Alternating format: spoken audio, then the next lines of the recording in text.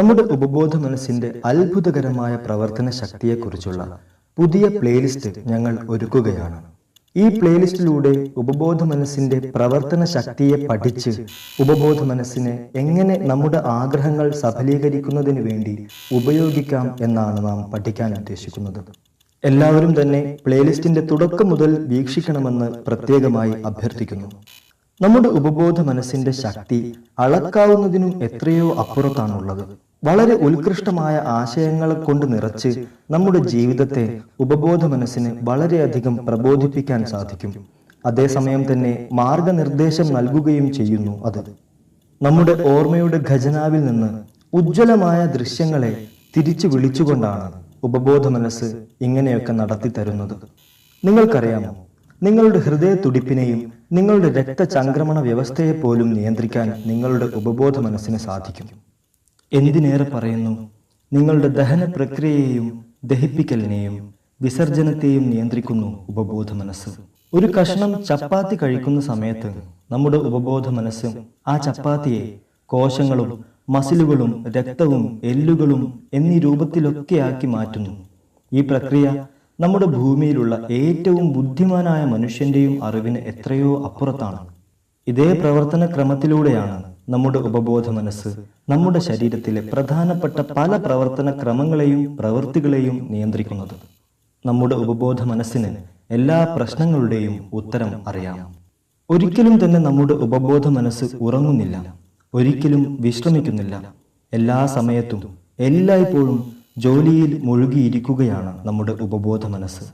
നമ്മൾ ഉറങ്ങുന്നതിന് തൊട്ടു മുമ്പ് പ്രത്യേകമായ ഒരു നിർദ്ദേശം നടപ്പിലാക്കി തരണമെന്ന് നേരായ രീതിയിൽ നമ്മുടെ ഉപബോധ മനസ്സിനോട് നാം പ്രസ്താവിക്കുകയാണെങ്കിൽ, നാം ചോദിക്കുകയാണെങ്കിൽ, ഒരു പ്രശ്നം ഉപബോധ മനസ്സിലേക്ക് ആ നിർദ്ദേശത്തിലൂടെ നാം നൽകുകയാണെങ്കിൽ, തീർച്ചയായും നിങ്ങളുടെ ഉപബോധ മനസ്സിന്റെ അത്ഭുതകരമായ പ്രവർത്തന ശക്തിയെ നിങ്ങൾക്ക് മനസ്സിലാക്കാൻ സാധിക്കും. നിങ്ങൾ നൽകിയ ആ പ്രശ്നത്തിന്റെ ഉത്തരവുമായിരിക്കും ഉപബോധ മനസ്സ് നിങ്ങളെ പിന്നീട് സമീപിക്കുക. നമ്മുടെ ഉള്ളിൽ തന്നെയുള്ള നമ്മുടെ ശക്തികളെ, നമ്മുടെ കഴിവുകളെ സ്വതന്ത്രമാക്കിക്കൊണ്ട് അതിൻ്റെതായ വളരെ ഉത്തമമായ ഫലത്തെ കണ്ടുപിടിക്കുന്ന ഉപബോധ മനസ്സ് തീർച്ചയായും നമ്മളെ അത്ഭുത സ്തബ്ധരാക്കി പോകും. പ്രപഞ്ചനാഥനുമായി ഏറ്റവും അധികം നേരിട്ട് ബന്ധം പുലർത്തുവാൻ വേണ്ടി നമ്മെ സഹായിക്കുന്ന വിവേകത്തിന്റെയും ശക്തിയുടെയും സ്രോതസ്സാണ് നമ്മുടെ ഉപബോധ മനസ്സ്. ലോകത്തെ സകല ചരാചരങ്ങളെയും പരിപാലിച്ചു പോരുന്ന, ഗ്രഹങ്ങളെ അവയുടെ ഗതിക്ക് ചരിക്കാൻ മാർഗനിർദ്ദേശം നൽകുന്ന, സൂര്യനെ പ്രകാശിപ്പിക്കാൻ കാരണമാകുന്ന അതേ പ്രപഞ്ച ശക്തി. മനുഷ്യന് സാധിക്കാത്തതെന്തും തന്നെ ദൈവത്തിന് സാധിക്കുമെന്ന് ഉറപ്പാണല്ലോ. അതുകൊണ്ട് തന്നെ ആ പ്രപഞ്ച ശക്തിയുമായി നമ്മെ ബന്ധിപ്പിക്കുന്ന നമ്മുടെ ഉപബോധ മനസ്സിന്റെ പ്രവർത്തന ശക്തി വളരെ വലുതാണെന്ന് മനസ്സിലാക്കി കഴിഞ്ഞാൽ തീർച്ചയായും നമുക്ക് എന്താണോ ആവശ്യമുള്ളത്, എന്താണോ നമ്മുടെ ആഗ്രഹങ്ങൾ, എന്താണോ നമ്മുടെ ലക്ഷ്യങ്ങൾ, ആ ലക്ഷ്യങ്ങളെ സഫലീകരിക്കുവാൻ തീർച്ചയായും നമ്മെ കൊണ്ട് സാധിക്കും. നിങ്ങളുടെ ഉപബോധ മനസ്സ് തന്നെയാണ് നിങ്ങളുടെ മനസ്സിലുള്ള ആശയങ്ങളുടെയും ആഗ്രഹങ്ങളുടെയും ഒക്കെ സ്രോതസ്. ഷേക്സ്പിയറെ പോലുള്ള മഹാരഥന്മാർ അവരുടെ ജീവിത കാലഘട്ടത്തിൽ രചിച്ചിട്ടുള്ള പല കാവ്യങ്ങളുടെയും പല സാഹിത്യ രചനകളുടെയും ആശയങ്ങൾ അവരുടെ ഉപബോധ മനസ്സിൽ നിന്നുമാണ് വന്നിട്ടുള്ളത്. ലോകത്തെ ഏറ്റവും ഉയരം കൂടിയ ബുർജ് ഖലീഫ പോലും ഏതോ ഒരു മനുഷ്യന്റെ ഉപബോധ മനസ്സിൽ നിന്നും ഉടലെടുത്ത ഒരു ആശയമല്ലേ?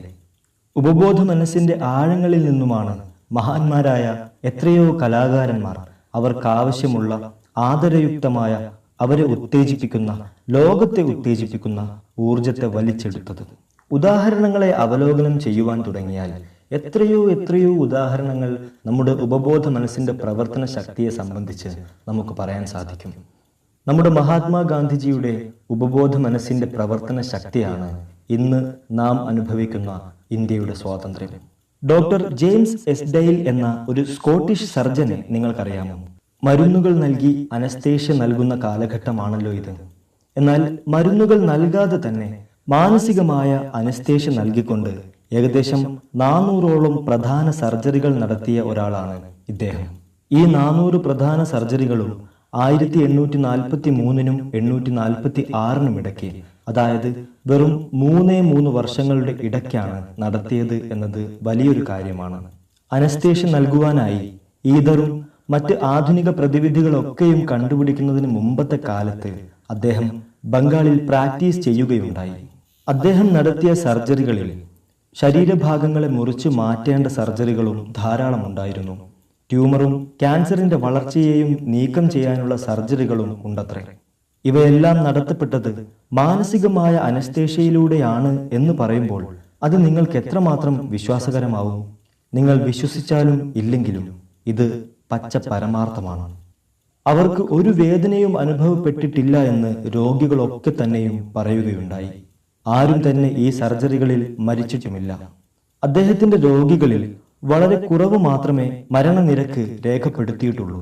സാധാരണ ഓപ്പറേഷനുകൾക്ക് ശേഷം ഉണ്ടാകുന്ന അണുബാധയുടെ കാരണം ഉപകരണങ്ങളെ വേണ്ട വിധത്തിൽ അണുവിമുക്തമാക്കാത്തതുകൊണ്ടാണെന്നും ഉപദ്രവകാരികളായ സൂക്ഷ്മ പ്രാണികളാലാണ് ഈ അണുബാധ ഉണ്ടാവുന്നതെന്നും പ്രശസ്ത പാശ്ചാത്യ ശാസ്ത്രജ്ഞൻ ജോസഫ് ലിസ്റ്റർ പറഞ്ഞിരുന്നു.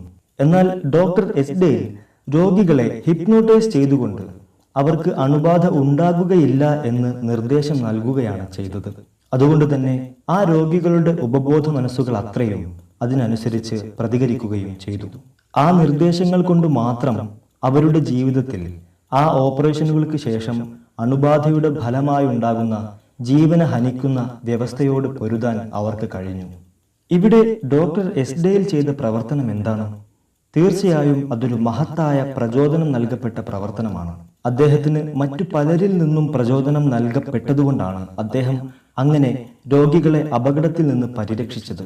എന്നാൽ അതേ ശക്തികൾ ഉപയോഗിച്ചുകൊണ്ട് അതേ ശക്തികൾ നിങ്ങളെയും സംരക്ഷിക്കും എന്ന് നിങ്ങൾ മനസ്സിലാക്കുക. ഉപബോധ മനസ്സിന് നിങ്ങളെ എല്ലാ തരത്തിലുള്ള വേദനയിൽ നിന്നും കഷ്ടപ്പാടിൽ നിന്നും മോചിപ്പിക്കുന്നതിനുള്ള കഴിവുണ്ട്. നിങ്ങളുടെ പ്രശ്നങ്ങൾ എന്ത് തന്നെ ആയാലും ഉപബോധ മനസ്സിന് ആ പ്രശ്നങ്ങൾക്കുള്ള ഉത്തരങ്ങൾ നൽകുവാൻ സാധിക്കും. നിങ്ങളുടെ ഉള്ളിന്റെ ഉള്ളിലുള്ള ഈ ശക്തിക്ക് നിങ്ങളുടെ ബുദ്ധിയെ അതിശയിപ്പിക്കുന്ന തരത്തിലുള്ള പല കാര്യങ്ങളും ചെയ്ത് കാണിക്കുവാൻ കഴിവുണ്ട്.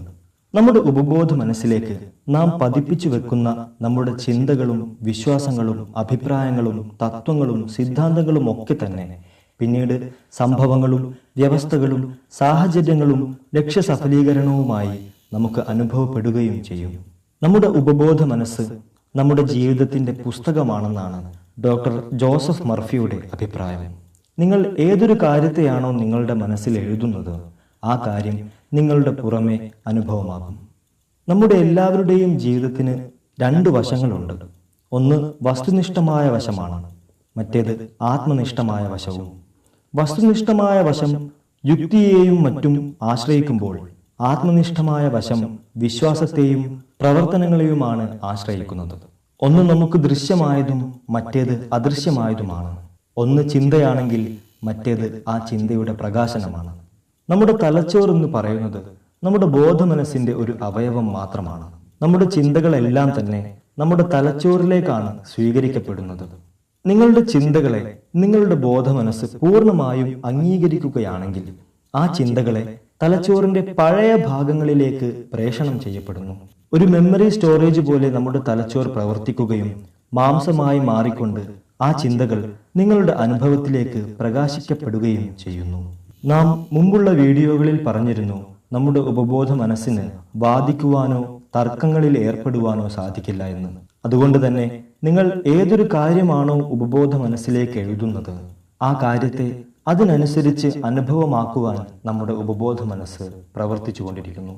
നിങ്ങളുടെ ബോധ മനസ്സിന്റെ നിഗമനങ്ങളെ അവസാന തീരുമാനമായി സ്വീകരിക്കപ്പെടുകയാണ് ചെയ്യുക. ഒരു ലക്ഷ്യം സഫലീകരിക്കുമെന്നുള്ള അടിയുറച്ച വിശ്വാസം, അടിയുറച്ച നിഗമനങ്ങൾ തീർച്ചയായും ആ ലക്ഷ്യത്തെ നിങ്ങളിലേക്ക് എത്തിക്കും. എന്നാൽ നേരെ മറിച്ചാണെങ്കിലോ ഒരിക്കലും തന്നെ നിങ്ങൾക്ക് ആ ലക്ഷ്യത്തിലേക്ക് എത്തുവാൻ സാധിക്കുകയുമില്ല. നിങ്ങളെ കൊണ്ട് സാധിക്കില്ല എന്നുള്ള ഒരു നിഗമനം നിങ്ങൾ നിങ്ങളുടെ ബോധമനസ്സുകൊണ്ട് എടുക്കുന്ന സമയത്ത് അവിടെ ഉപബോധ മനസ്സിന് ഉത്തരം ലഭിച്ചു കഴിഞ്ഞു. പിന്നീട് ഒരു ഉത്തരത്തിനായി ഉപബോധ മനസ്സ് കുഴങ്ങുകയില്ല.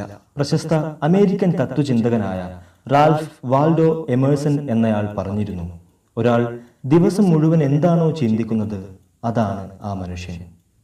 ഇന്നത്തെ വീഡിയോ ഇഷ്ടമായാൽ ലൈക്ക് ചെയ്യാനും മറിച്ചാണെങ്കിൽ ഡിസ്ലൈക്ക് ചെയ്യാനും മടിക്കരുത്. നിങ്ങളുടെ വിലയേറിയ അഭിപ്രായങ്ങളും നിർദ്ദേശങ്ങളും കമന്റ് ബോക്സിൽ പ്രതീക്ഷിക്കുന്നു. ഈ പ്ലേലിസ്റ്റിലെ അടുത്ത വീഡിയോകൾക്കായി ക്ഷമയോടെ നിങ്ങൾ കാത്തിരിക്കുമെന്ന് പ്രതീക്ഷിച്ചുകൊണ്ട് ഇന്നത്തേക്ക് വിടാം.